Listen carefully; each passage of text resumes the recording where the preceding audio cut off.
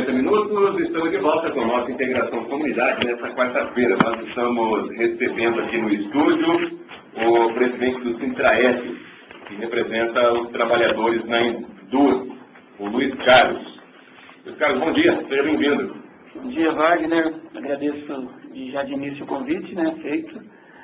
Bom dia aos ouvintes de forma geral e aos trabalhadores e trabalhadoras da Endur de uma forma especial agora nesse período eleitoral que estamos vivendo na Endur.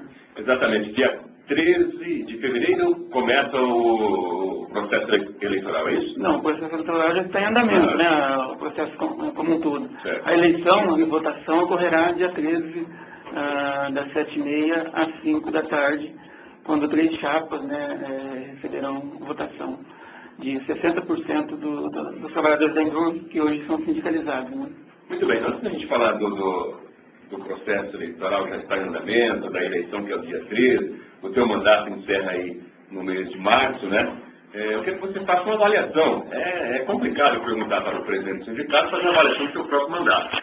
Mas, mesmo assim, eu acho que você é um cara bastante coerente. Houve avanços, Luiz Carlos? Quais foram as maiores dificuldades aí nesse último período que você está ainda frente ao Sintraep?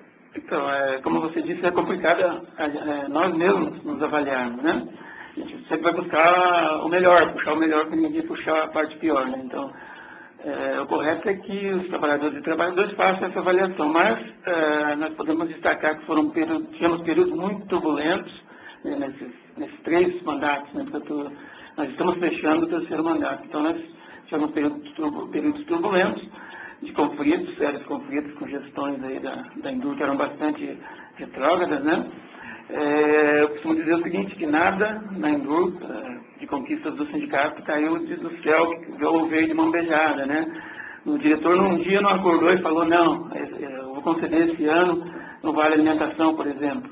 Não, nós do sindicato é que fomos lá e conquistamos esse Vale Alimentação. A diretoria da Endur não acordou um dia e falou, não, aquele pessoal está trabalhando demais e precisaria de folga aos sábados. Não, nós fomos lá, batalhamos e conquistamos a compensação de horas que garante a liberação do trabalho aos sábados, que antigamente era obrigatório, Então, tudo veio de muita luta do sindicato. Por exemplo, agora a nossa conquista mais recente foi a alteração na lei que regulamenta a CAT, o Plano de Assistência à Saúde dos Servidores, Que nós, historicamente, já devíamos estar inclusos desde a criação desse sistema em 93. Então, agora, com a alteração mais recente na lei, a partir de julho, os trabalhadores da Endur poderão ser incluídos, cumprindo uma série de exigências estipuladas na lei. Então, a Endur se adequando ao que prevê a lei, os trabalhadores e trabalhadoras estarão supridos por assistência à saúde, o que não ocorria, Isso também não veio de mão beijada, foi fruto de um termo de compromisso assinado por ambos os candidatos na eleição municipal de 2012, tanto o Poleto quanto o Lunite assinaram um termo de compromisso conosco. Então, ganhando um, ganhando o outro, teria esse compromisso assumido, Então, o Beto está cumprindo dentro da lei, a mudança da lei em relação à CAT, mas aí é fruto, eu volto a dizer, de uma luta do sindicato, não foram os candidatos que olharam para nós e disseram, não, os trabalhadores da Endur lá não têm assistência à saúde, a CAT deveria incluí-los e nós, como somos bonzinhos, vamos incluí-los no nosso plano de governo. Não, nós que fomos até eles e mostramos a necessidade e eles assim incluíram no termo de compromisso e nós estamos cobrando que esse termo de compromisso saia do papel, Você ficou presidente do sindicato por quantas vezes? 3 vezes. O primeiro mandato, de novembro de 2006 até 2008, o segundo mandato entre 2008 e 2011, e agora o 3º de 2012, fechando agora em março de 2015. Você foi presidente do sindicato, então na época em que o Kevinato foi prefeito, E agora também com o prefeito Beto Lunite.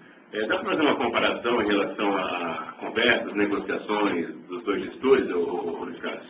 Dá tranquilamente. Quem passou pelas 2 administrações consegue fazer essa avaliação,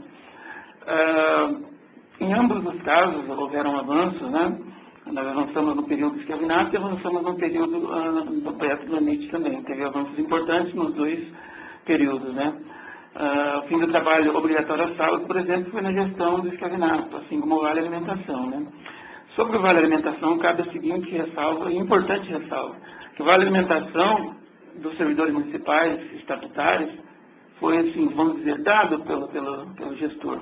Porque não foi uma reivindicação do sindicato, mas o Escavinato e o Lúcio Demarque que resolveram acrescentar na verdade, na época era chamado abono por assiduidade, uma coisa assim. Os candidatos que colocaram em seu plano de governo essa ideia. Na época não foi incluído a Endur, para variar, como no caso da CART, não foi incluído os servidores da Endur dentro desse abono por assiduidade. Inclusive, na primeira gestão do Escavinato, 2 anos, os servidores da Endur ficaram sem receber essa assiduidade, enquanto os servidores estatutários recebiam.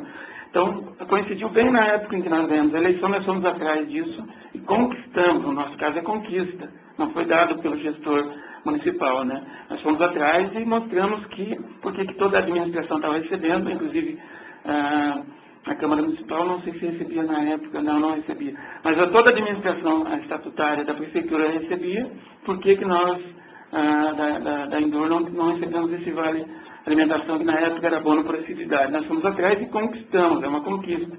Então, essa conquista precisa ser valorizada pela classe trabalhadora e, claro, fazer as adequações, melhorar valores, etc. Mas precisa ser valorizada porque é uma conquista, não foi dada pelo gestor, né? Então, houveram avanços nas duas administrações. A diferença está que na época da gestão Escavinato, nós tivemos muito mais conflitos seríssimos, né? Foi na época do Escavinato, quando não havia liberação sindical, durante o mandato do Escavinato não houve liberação sindical na Endur, né? Então, durante esse período, como eu vou falar de mim como presidente da entidade, eu tive que fazer função dupla e muitas vezes até tripla, né? Porque na correria do dia a dia, na minha função de concursado, mais a gestão do sindicato. Então, como você estava preso a uma carga horária, havia brechas para perseguições, né? O que ocorreu em 2010, quando eu peguei 20 dias de suspensão diante de um processo totalmente irregular e que está agora na Justiça, em discussão na Justiça, a reversão desse processo, né? Que foi irregular. E, então, nesse período, eu peguei 20 dias de suspensão. Fora a advertência, essas coisas, que é o básico da perseguição dentro do sindicalista que não está liberado, né? Como você tem aquela carga horária para cumprir, dentro daquela carga horária você pode perfeitamente ser perseguido, o que ocorreu no meu caso.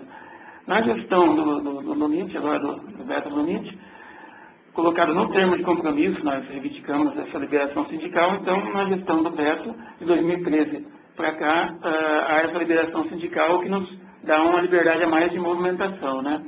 E a gestão da Endur, comparado aos 2 períodos, nesse período a gente tem muito mais acesso e diálogo do que tivemos na época do Escavinato, com toda certeza, né? Então a diferença está talvez na questão do diálogo.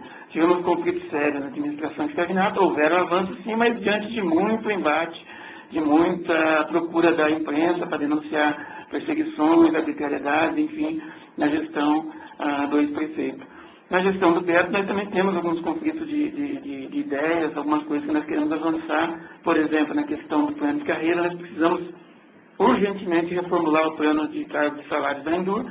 Ainda não conseguimos avançar nesse ponto, apesar de termos formado uma comissão que fez todo um levantamento do que tem que ser revisto, né? Uma comissão formada por 2 pessoas representando a administração da Endur e 2 do sindicato.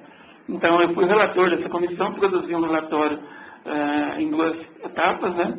Uma prevendo as progressões, enfim, os avanços, e outra questão salarial, que eu apresentei o relatório, que ainda não foi dado o andamento sobre esse relatório. Então, nós temos essa pendência em relação a esse relatório do plano de carreira, né?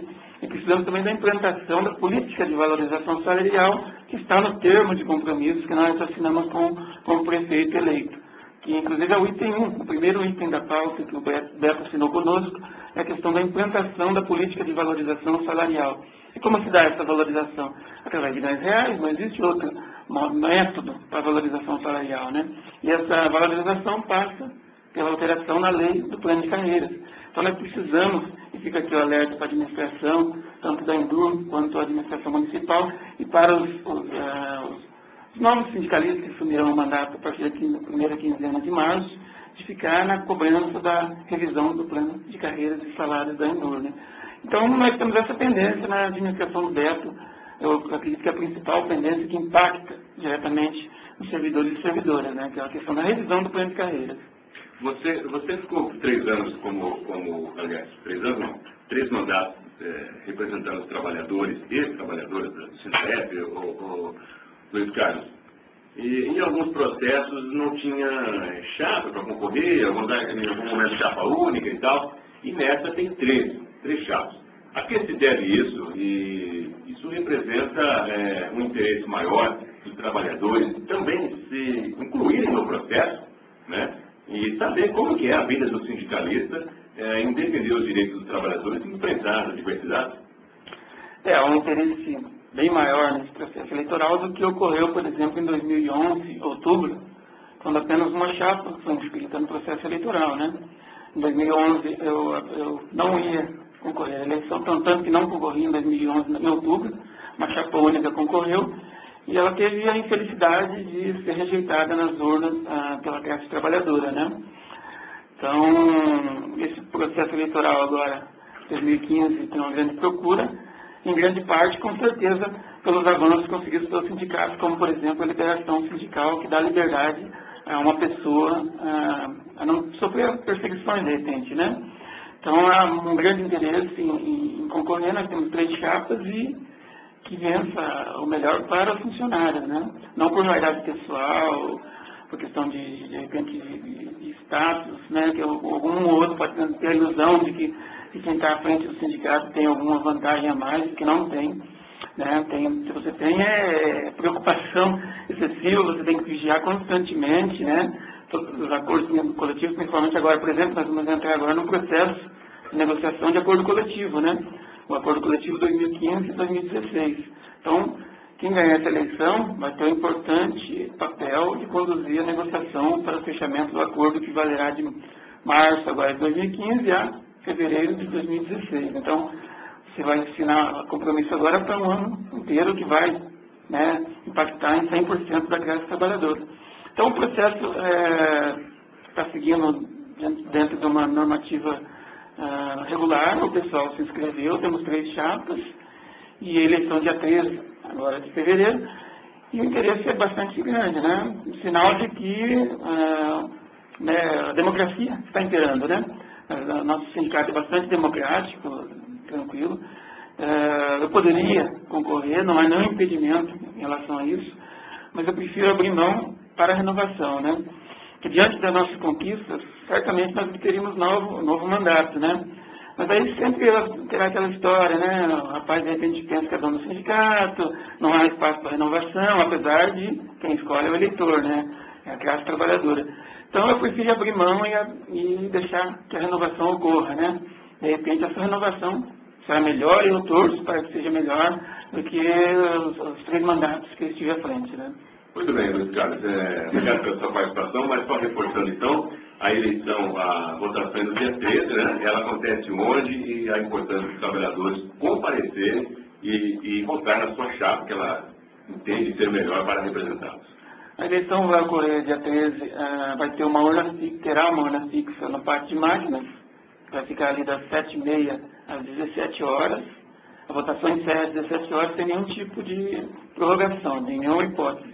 Então, é das 7h30 às 17 horas e terá uma urna móvel, né, uma itinerante, que percorrerá o perímetro urbano, onde tiver aquelas trabalhadoras nos seus locais de trabalho que não possam comparecer até o pátio, assim como iremos na pedreira municipal, onde temos sindicalizados, e no aterro sanitário, não, na pedreira, usina de asfalto. Usina de asfalto também temos sindicalizado lá, uma urna itinerante chegará até lá. Então, aí o convite para que os trabalhadores participem do processo, acompanhem as propostas, né? Você poderá acompanhar essas propostas no nosso site, também eu postei lá, no www.sintraep2014.blogspot.com.br. Você vai ver lá todas as propostas. Inclusive, nesse endereço que eu passei, está lá todo o balanço financeiro do sindicato, desde 2007 até o recente agora. Todos os acordos coletivos estão lá também, de 95 até o mais recente agora, ou seja, a transparência nós oferecemos. Qualquer um dos candidatos aí que eu quer apontar que não há transparência na atual gestão, fica o alerta de que são candidatos pelegos e patronais, porque nós oferecemos pleno acesso às informações, não temos nada a esconder, então aquele candidato que atacar a atual gestão fica alerta para a classe trabalhadora que certamente é ligado a questões mais patronais, certamente muito mais patronais, interesses particulares do que interesses da classe trabalhadora. Que as informações estão aí, os avanços estão aí. Eu nunca busquei nenhum tipo de gratificação, porque o líder sindical não pode ter nenhuma gratificação da administração municipal, senão você fica atrelado, né? Então fica aí o alerta, porque todos fiquem atentos, são 3 chapas, 3 planos diferentes para os próximos mandatos, né? E então eu agradeço, Wagner, o convite e, né, mais uma vez obrigado aí, e sempre que convidados estaremos presentes, porque é assim que se faz a gestão democrática, né? Muito bem, Luiz Carlos. Obrigado pela sua participação. Reforçando aí que na semana que vem, na quarta-feira, os candidatos deverão estar aqui no nosso contraponto e aí cada um vai fazer o seu debate, apresentar suas propostas. Enfim, o Luiz Carlos, se puder comparecer também para acompanhar, vai ser muito interessante. 8h56, vamos para um rápido intervalo, daqui a pouco tem um Nacional Informa e já voltamos.